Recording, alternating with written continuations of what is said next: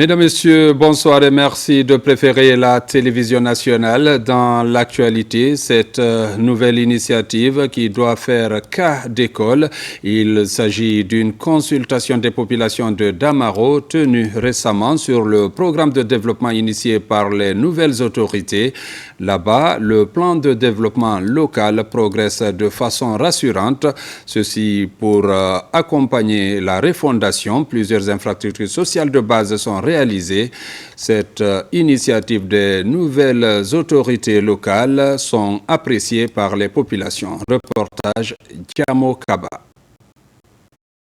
Voisine du programme 640, la commune rurale de Damaro dans Kerewane ambitionne grand. Sur le terrain, la motivation de la municipalité a permis d'enregistrer.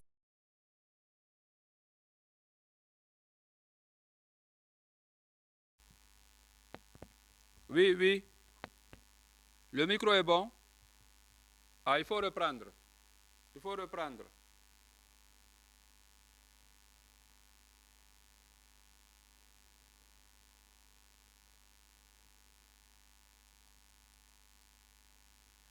Mesdames, Messieurs, bonsoir et merci de préférer la télévision nationale dans l'actualité. Cette nouvelle initiative qui doit faire cas d'école, il s'agit...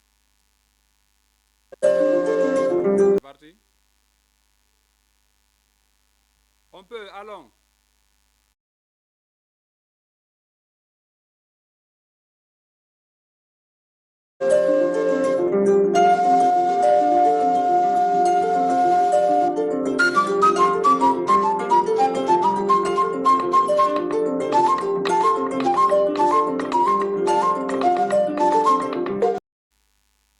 Mesdames, Messieurs, bonsoir et merci de préférer la télévision dans l'actualité. Cette nouvelle initiative qui doit faire cas... Le micro, c'est bon?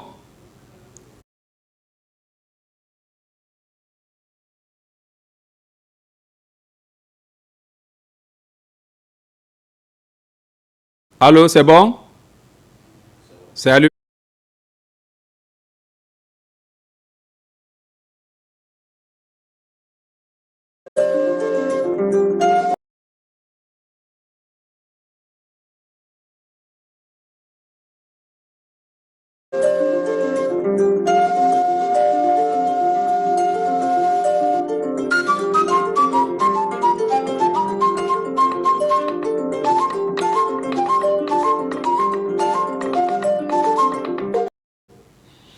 Mesdames, Messieurs, bonsoir et merci de préférer la télévision nationale dans l'actualité. Cette nouvelle initiative qui doit faire cas d'école.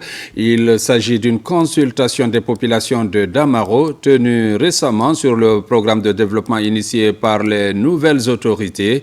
Là-bas, le plan de développement local progresse de façon rassurante. Plusieurs infrastructures sociales de base sont réalisées pour accompagner la refondation de l'État. D'autres ambitions sont aussi affichés. Reportage Diamo Kaba. Voisine du programme Simandou 2040, la commune rurale de Damaro dans Kerewane ambitionne grand. Sur le terrain, la motivation de la municipalité a permis d'enregistrer de belles avancées dans le du développement local depuis avril 2024. Pour améliorer les performances, le président de la délégation spéciale organise cette assise pour révisiter le bilan de la prévention. Donc, il y avait des volets sociaux qui nous a permis de rendre compte à notre population quels sont les conflits que nous avons eu à gérer, car il n'y a pas de développement sans paix. Et ensuite, il y avait un autre volet qui parlait de la gouvernance. Donc nous avons reçu une lettre de mission quand nous avons été installés par le ministère de l'administration du territoire et de la décentralisation. Donc il fallait appliquer de cette lettre aussi de mission relative à la gouvernance locale. À travers le partage des informations stratégiques, il s'agit d'énumérer les causes de certaines insuffisances pour apporter des solutions. Les bases d'une nouvelle saison de gouvernance locale sont jetées pour contribuer à l'atteinte de la réforme de l'État. Largement satisfaite, la population est engagée à apporter sa contribution. Je suis à Damaro il y a 30 ans. Le plan de développement de notre localité est vraiment appréciable. C'est d'ailleurs une première. qu'un qui défend l'intérêt général.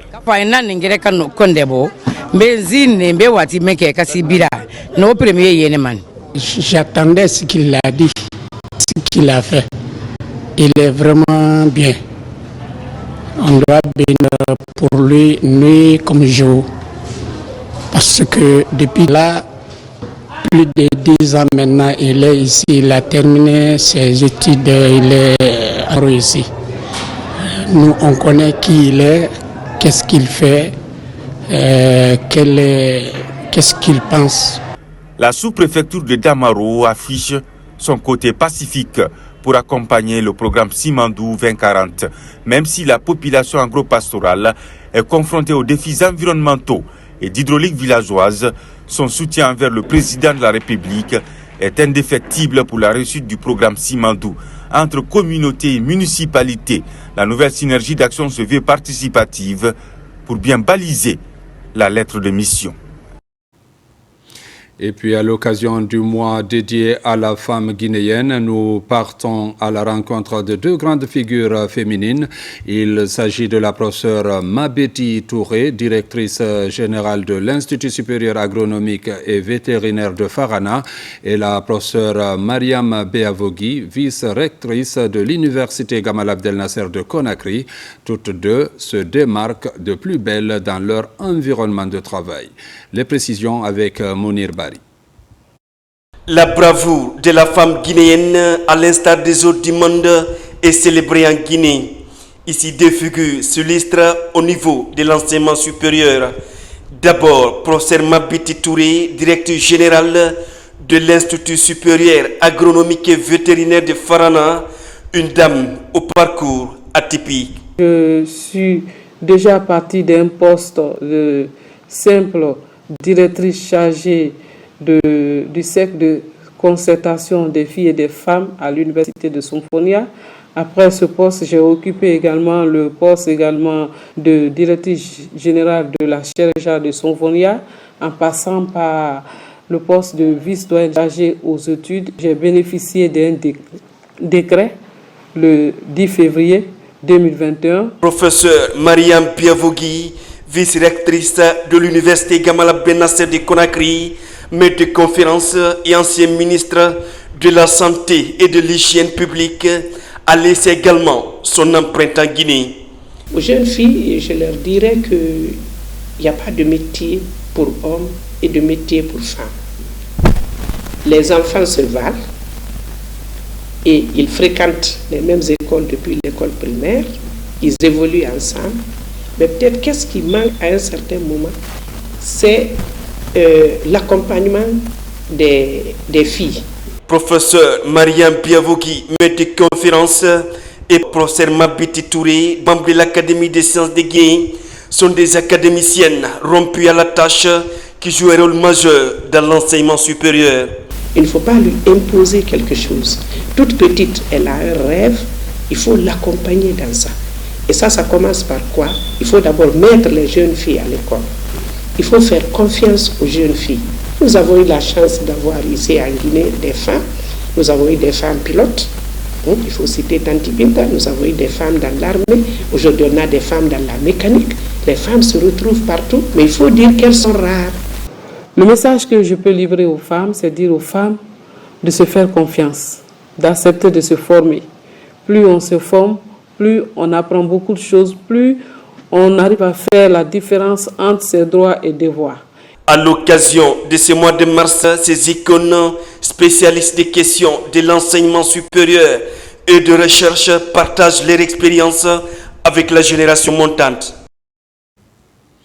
Les femmes de Guinée contribuent aussi à la croissance économique de notre pays, que ce soit dans le secteur formel ou informel, à travers l'entrepreneuriat bien sûr. Elles créent l'emploi et la richesse malgré leurs maigres moyens. Notre rédaction a rencontré certaines d'entre elles pour comprendre leur quotidien. Le point avec Abdul Karim Kamara.